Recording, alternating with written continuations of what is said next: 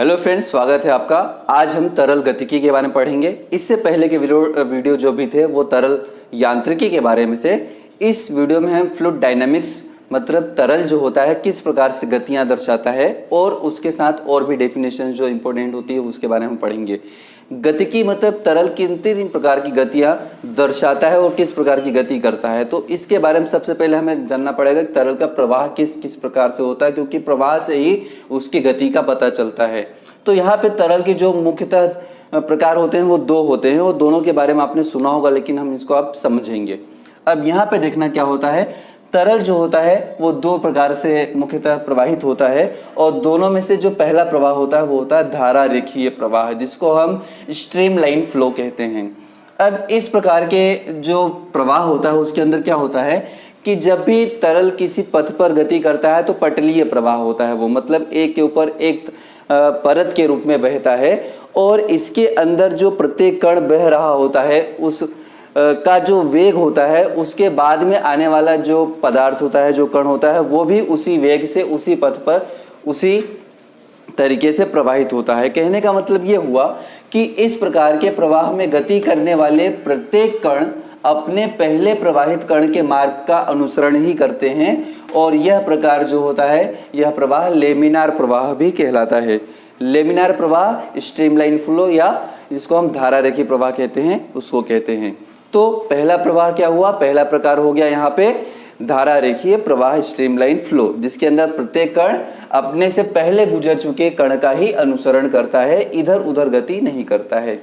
अब दूसरा इसके अंदर प्रवाह जो आता है वो आता है विक्षुब्ध प्रवाह। विक्षुब्ध प्रवाह क्या होता है, तो सबसे पहले जो कण होता है वो धारा रेखीय प्रवाह से चलना प्रारंभ करता है, लेकिन एक वेग होता है, एक नियत वेग के पश्चात जो प्रवाह होता है वो विक्षुब्ध हो जाता है। मतलब जो पथ कण का जो पथ होता है वो अनियमित होता है, वह अपने पहले गुजर चुके कण के पथ का अनुसरण नहीं करता है, बल्कि अन्य विभिन्न संभव सभी वेगों से वो गति करने लग जाता है। तो इस प्रकार का जो प्रवाह होता है जिसके अंदर बाद में आने वाला जो कण है अपने पहले प्रवाहित कण के मार्ग का अनुसरण नहीं करता है, विक्षुब्ध प्रवाह कहलाता है, जिसको हम टर्बुलेंट फ्लो कहते हैं। अगर आप किसी नल को चालू करते हैं, बहुत प्रेशर वाले नल को अगर आप चालू करते हैं तो उसके अंदर बहुत तेजी से जल प्रवाहित होता है, यह जो प्रवाह होता है विशुद्ध प्रवाह ही होता है।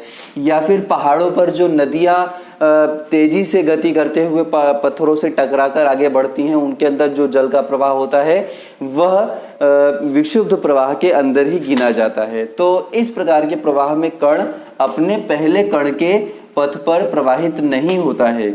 इस प्रवाह में ऊर्जा की हानि होती है। सीधी सी बात है, अगर अलग अलग वेगों से अलग अलग रास्तों से अगर कण गति कर रहा होता है तो उसकी ऊर्जा ज़्यादा लगी, उसके अंदर ऊर्जा की हानि ज़्यादा होगी और कण की जो गति होती है वो अनियमित होती है। तो यह विक्षुब्ध प्रवाह होता है।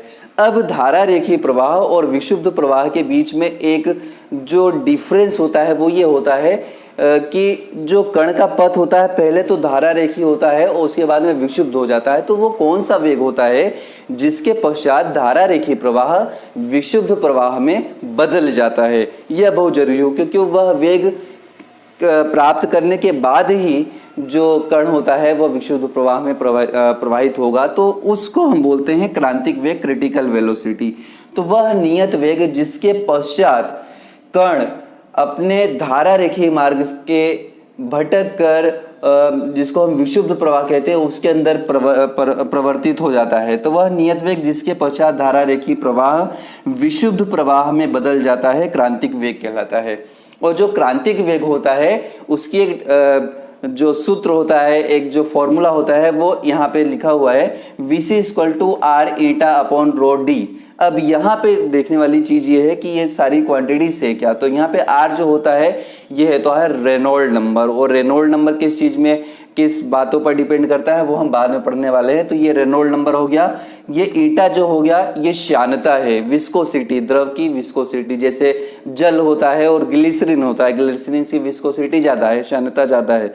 तो ये जो गाढ़ापन होता है ये, साथ में घनत्व, जो द्रव प्रवाहित हो रहा है उसका घनत्व क्या है, उसकी डेंसिटी क्या है, और डी मतलब जिस नली में वो प्रवाहित हो रहा है उसकी त्रिज्या या उसका जो व्यास है वो क्या है। तो ये सारी चीज़ों पर क्या होता है, VC जो क्रांतिक वेग है वो डिपेंड करता है। तो यहाँ पे VC इक्वल टू RN/D जो होता है ये हमने यहाँ पे पढ़ा। अब यहाँ पे R जो हमने बताया था, क्योंकि हमें श्यानता तो समझ में आ गई, घनत्व भी समझ में आ गया और जो व्यास होता है नली का वो भी समझ में आया, लेकिन ये रेनॉल्ड नंबर क्या होता है, ये क्या डिसाइड करता है क्रांतिक वेग कब होगा कब नहीं होगा। इससे पहले हम यहाँ पे रेनॉल्ड जो नंबर होता है उसे समझते हैं। तो रेनॉल्ड नंबर का जो फॉर्मूला होता है वो रो VD/ईटा से दिया जाता है। मतलब यहीं से अगर हम फाइंड आउट करना चाहें तो ये रो VD/ईटा यहाँ पे आ जाएगा। तो रो VD/ईटा वापस ये सभी के अपने वही मतलब है कि जो रो होता है वो घनत्व होता है, V जो होता है वेग है और D जो है वो डायमीटर व्यास है उस नली का जिसके अंदर द्रव प्रवाहित हो रहा है, और ईटा क्या है, उसकी श्यानता है उस द्रव की। तो यहाँ पर अब कोई प्रवाह जो होता है धारा रेखीय स्थायी प्रवाह या विशुद्ध प्रवाह कब होगा वो हम समझते हैं। अगर यहाँ पे रो VD और ईटा के मान रख दिए जाए, क्योंकि ये सभी मान नॉन होंगे, अगर किसी द्रव किसी नली के अंदर प्रवाहित हो रहा है तो द्रव की जो श्यानता होगी, उसकी जो वेलोसिटी होगी नली के अंदर, उसका जो घनत्व होगा द्रव का, और नली का जो व्यास है, ये सारी चीजें नॉन होती हैं।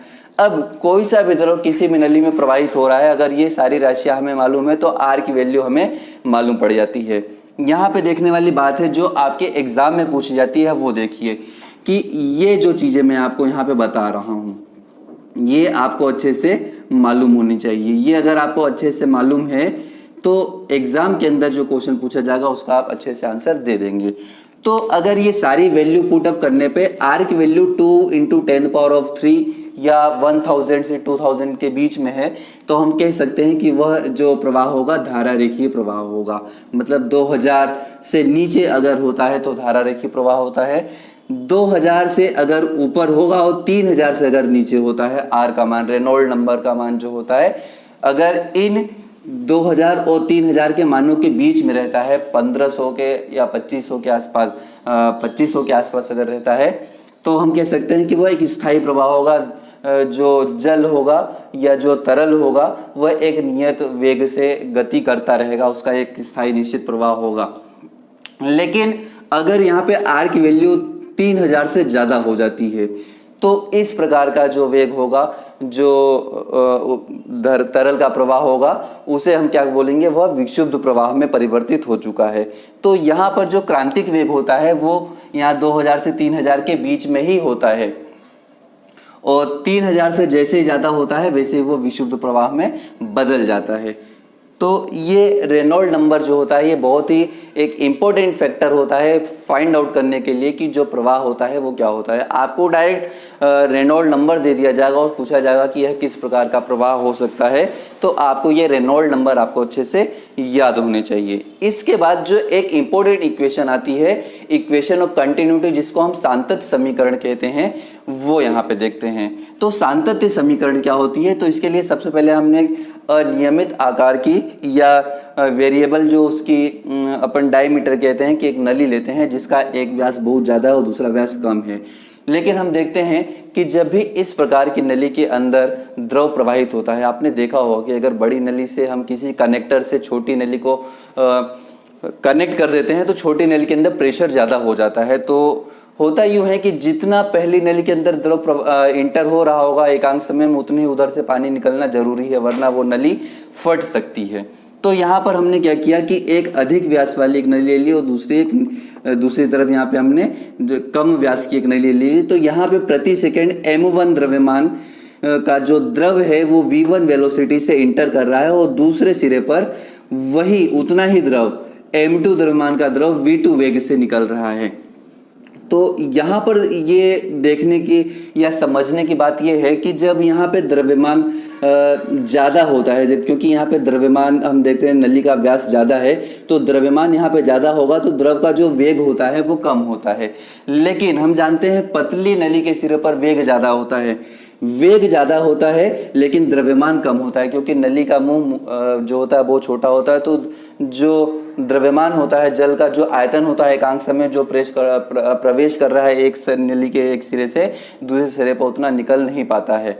तो इसको बैलेंस करने के लिए यहाँ पर यह बताया गया, सांतत्य समीकरण के अंदर यह बताया गया कि किसी नियत समय में, एक निश्चित समय में नली में प्रवेश करने वाला द्रव का द्रव्यमान उसमें निकलने वाले द्रव्यमान के बराबर होता है। नियत समय में जितना m1 द्रव्यमान इंटर करेगा उतने ही समय में m2 द्रव्यमान का द्रव बाहर निकलेगा। तो इसको बैलेंस करने के लिए क्या करने की जरूरत है, इसको अगर हम सॉल्व करेंगे तो हमें जो इक्वेशन आएगी वही इक्वेशन ऑफ कंटिन्यूटी कहलाएगी। तो हम जानते हैं ये द्रव्यमान m है और m बराबर होता है द्रव्यमान बटे आयतन, द्रव्यमान बराबर आयतन गुणित घनत्व। तो ये हो गया आपका घनत्व और ये हो गया आपका आयतन V1 आयतन, और ये आपका हो गया डेल टी बराबर इधर हो जाएगा रो V2। चूंकि एक ही द्रव है और जो द्रव यहाँ पे इंटर हो रहा है वही यहाँ पे निकल रहा है, तो दोनों के घनत्व आपस में बराबर होंगे और ये भी हो जाएगा आपका डेल टी। रो V जो होता है वो होता है क्षेत्रफल गुणित कितनी डिस्टेंस तक वो ट्रेवल कर रहा है, क्षेत्रफल गुणित एक विमा अगर हम ले लें तो ये हो जाएगा A और ये हो गया यहाँ पे V डेल टी, मतलब क्षेत्रफल गुणित दूरी। दूरी हम जानते हैं वेग गुणित समय होता है, V1 वेग से ये गति कर रहा है और डेल टी समय में वो V1 डेल टी दूरी तय करेगा जो भी द्रव है। तो ये मैथमेटिक्स से हम जान सकते हैं। और यहाँ पे हो गया ये del t is equal to, यहाँ पे हो जाएगा V2 वेग से द्रव निकल रहा है और कितनी दूरी कितने समय में, डेल टी समय। तो rho V2 del t upon del t. यहाँ से डेल टी अगर कैंसल आउट करें तो हमारे पास बचेगा रो V1 इक्वल टू, यहाँ पे A1 हम लिख देते क्योंकि पहले तरफ का क्षेत्रफल ज़्यादा है और दूसरी तरफ का क्षेत्रफल अलग है। तो ये रो A2 V2 हो जाएगा। यहाँ पे रो जो द्रव का घनत्व है वो भी दोनों बराबर आपस में कट जाएंगे, तो ये आपके पास बचेगा A1 V1 बराबर A2 V2। और ये जो इक्वेशन होती है इसको ही हम क्या कहते हैं, इक्वेशन ऑफ कंटिन्यूटी। कहने का मतलब ये है कि जो यहाँ पे चीज बताई गई कि A1 V1, A1 क्षेत्रफल से V1 वेग से गुजरने वाला द्रव A2 क्षेत्रफल से V2 वेग से बाहर निकलता है। इन दोनों का जो गुणनफल होता है वो एक नियत राशि होती है और ये दोनों आपस में क्या होते हैं, बराबर होते हैं। मतलब इधर का आयतन उधर का आयतन जितना एकांक समय में प्रवेश करता है उतना ही उधर निकलेगा। लेकिन ये चीज ये दर्शाती है कि यहाँ पे जो वेग ज्यादा होता है इसलिए ज्यादा द्रव्यमान तेजी से बाहर निकल जाता है। यहाँ पे ज्यादा द्रव्यमान इंटर करता है कम वेग से, लेकिन यहाँ पे वेग ज्यादा होने से द्रव्यमान भले कम हो रहा है। यहाँ पे एकांक क्षेत्रफल से निकलने वाले द्रव का द्रव्यमान भले कम है लेकिन वेग ज्यादा है, तो एकांक समय में ज्यादा वेग से बाहर निकलेगा तो ज्यादा द्रव्यमान बाहर फेंकाता है। तो यहाँ से जितना द्रव्यमान इंटर होता है उतना ही उधर निकल जाता है। तो ये जो इक्वेशन थी ये आपको बताती है इक्वेशन ऑफ कंटिन्यूटी, सातत्य समीकरण के बारे में। इसके बाद बर्नौली समीकरण जो होती है उसके वो हम अगले वीडियो में पढ़ेंगे। अगर ये वीडियो आपको अच्छा लगा हो तो इस वीडियो को लाइक कीजिए, शेयर कीजिए और सब्सक्राइब जरूर कीजिए चैनल को। तब तक के लिए जय हिंद।